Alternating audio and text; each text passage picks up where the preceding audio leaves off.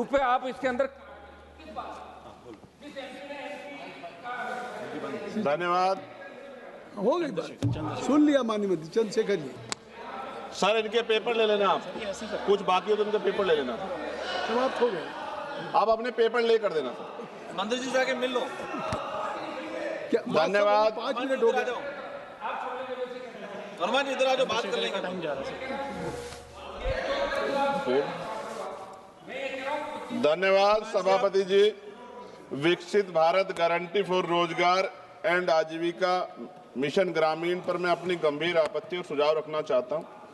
सबसे पहले तो मैं स्पष्ट करना चाहता हूं, ग्रामीण रोजगार गारंटी कोई सरकारी दया नहीं, यह इस देश के गरीब, मजदूर और वंचित वर्ग का कानूनी और संवैधानिक अधिकार है। इसी अधिकार को पहले महात्मा गांधी राष्ट्रीय ग्रामीण रोजगार गारंटी अधिनियम के माध्यम से मान्यता दी गई थी, लेकिन आज सरकार उस कानून को हटाकर एक नई योजना ला रही और निधि का जो बंटवारा केंद्र राज्य में 60 और 40 का है। माननीय सभापति जी, आप भी उत्तर प्रदेश से आते हैं, मैं भी। उत्तर प्रदेश सरकार पे 8 लाख करोड़ का कर्ज है, हर नागरिक पे 31,000 का कर्ज। ऐसे में क्या राज्य इसको आगे बढ़ा पाएगा?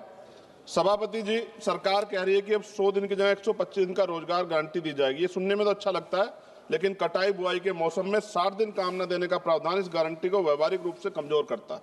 जिन राज्यों में कृषि एकमात्र विकल्प है, वहां मजदूरों के सामने काम भी नहीं, मजदूरी भी नहीं जैसी स्थिति बनेगी। ग्रामीण भारत में कृषि का संकट, मशीनीकरण, जलवायु आपदाएं तेजी से रोजगार खत्म कर रही है। ऐसे में 125 दिन भी अपर्याप्त है, जबकि कई राज्यों में लोग 300 दिन काम चाहते हैं, जिन्हें उन्हें काम करने से बाहर न रखा जाए। और सभापति जी, दलित आदिवासी हितों का स्पष्ट उल्लेख, मनरेगा से SC/ST समुदायों को जमीन से जुड़े काम, जल संरक्षण, सामुदायिक संपत्तियों के जरिए न्यूनतम सुरक्षा दी गई। नई योजना में SC/ST के लिए पृथक रूप से कोई लक्ष्य सुरक्षा का प्रावधान नहीं।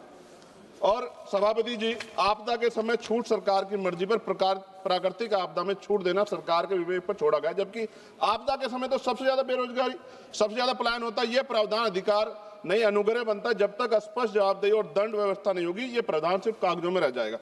मैं कुछ सुझाव भी दे रहा हूं सभापति जी, मंत्री जी बैठे हैं। सामान्य मजदूरी नहीं है जो मनरेगा के मजदूरों को मिलती थी, सामान्य नहीं। मेरे यहाँ 232 या 37 रुपए मिलते हैं सर।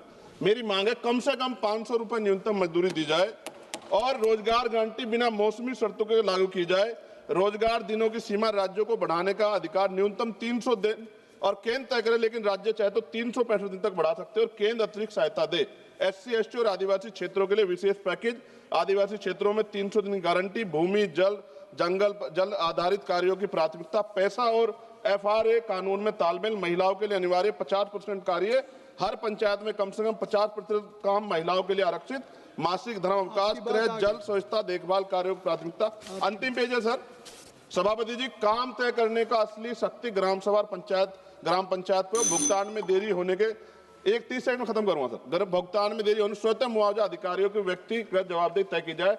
विकसित भारत सिर्फ इमारतों और आंकड़ों पर नहीं बनता, विकसित भारत तब बनता है जब गरीब के हाथ में योजना अधिकार होता है। सभापति जी, माननीय मंत्री जी को मैं कहना चाहता हूं, आप इसका नाम बदल रहे हैं, बहुत सोच समझ के आप कर रहे होंगे, तो मेरी आपसे आग्रह, आप इसका नाम बाबा साहब अम्बेडकर के नाम पे क्यों नहीं कर देते, जिन्होंने संविधान निर्माता है जो, और आपने इसमें जी राम जी जोड़ा है। अच्छी बात है, आपकी बहुत सारी योजनाएं राम जी के नाम पे है। मेरी आपसे मांग है, आप इसमें जी राम जी की जगह जय भीम जी कर दो, उसमें क्या चला जाएगा? आपको सबके हितों का ध्यान रखना चाहिए ना। मैं तो आपसे जानता हूं कि क्या था, मगर आपने उनके संविधान के साथ किस तरह का हाल कर रखा है, ये भी तो हम लोग जानते हैं। सभापति जी, एक सेकंड भाई, मैं तो सुझाव दे रहा हूं।